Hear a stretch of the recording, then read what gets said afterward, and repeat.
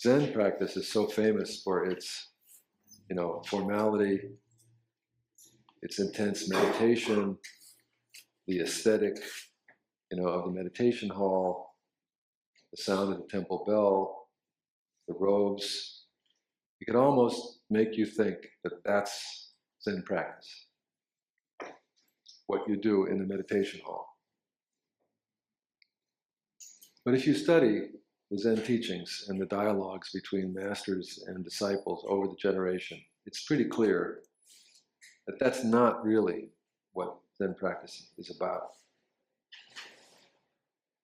That's, it turns out, a very good way of learning and actualizing what Zen practice is about, but it's not about all that. It's about how you live, moment by moment, your human life. It's not even about the teachings, it's not even about insights, it's not about spiritual experiences and enlightenment experiences. It's really about being capable of meeting every moment and every person with a curious, open, and generous heart. So in effect, there is no such thing as Zen practice or spiritual practice. It's really just a concept or a convention that we set up for a purpose. It doesn't really exist. The only thing that really exists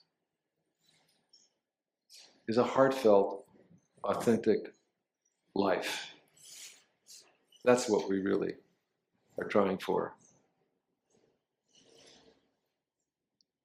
That's the point of all the stuff that we do in Zen practice. And I think that's true in any spiritual tradition.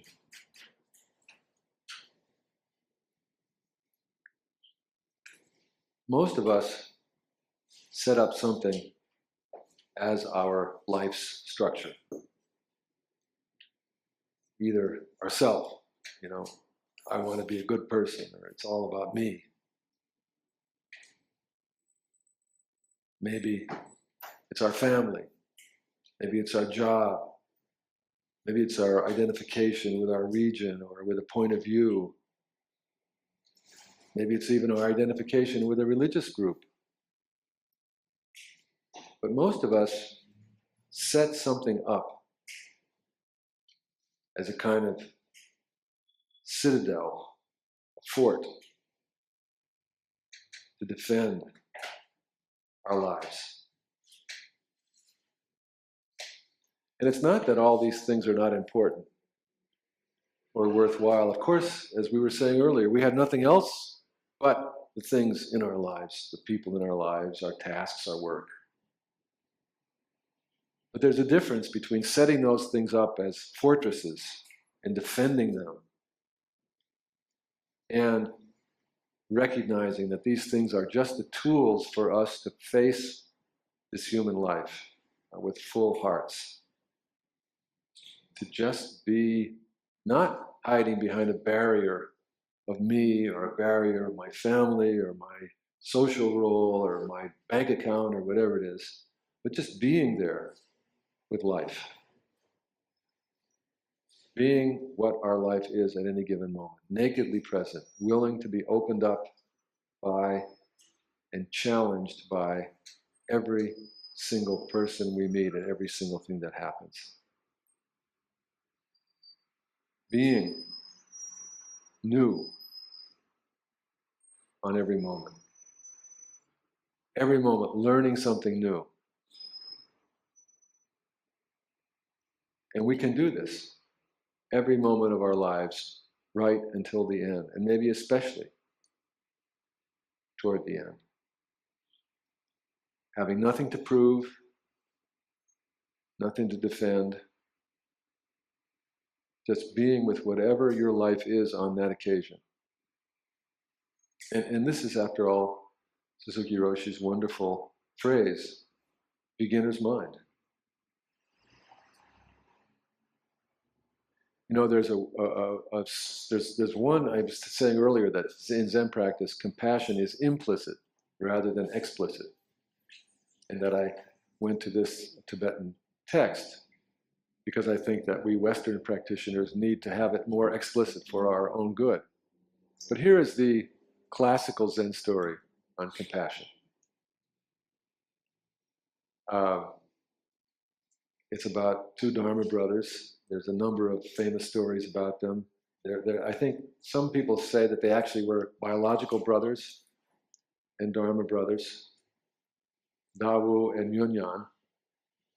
Dawu being the older brother and Yunyan the younger. So Yunyan asks his elder brother, how come the Bodhisattva of compassion has so many hands and eyes? Because you know the statue of compassion has multiple hands, and they're in the palms of the hands are eyeballs to see the suffering of the world, hear the suffering of the world, but in this case, see the suffering of the world and help. How come the Bodhisattva of compassion has so many hands and eyes? And Dawu says, well, it's like reaching back for your pillow at night. Like when you're sleeping at night, you ever do this? You're sort of not even awake. And you reach back and you turn your pillow just the right way so you can sleep comfortably.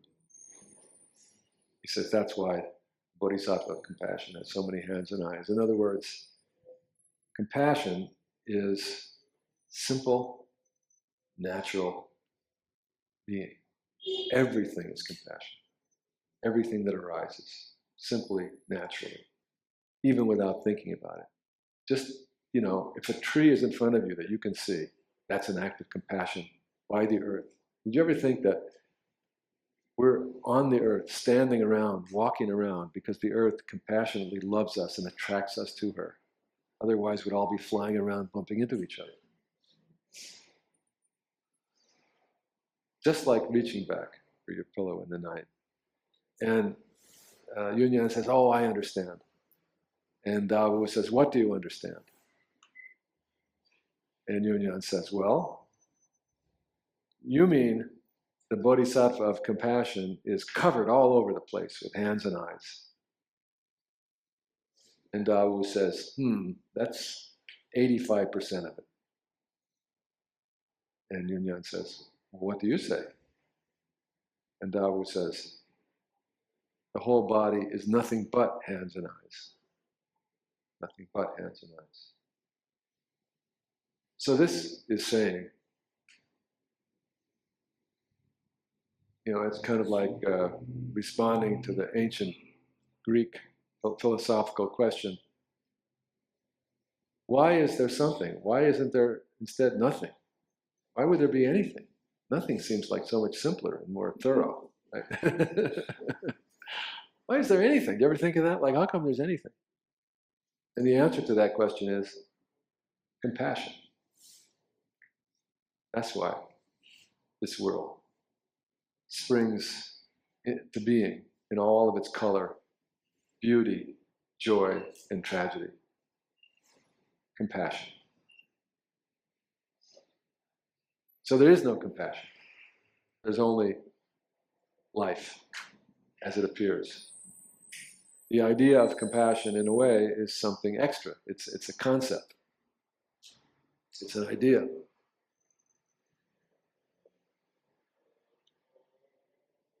Every concept is useful.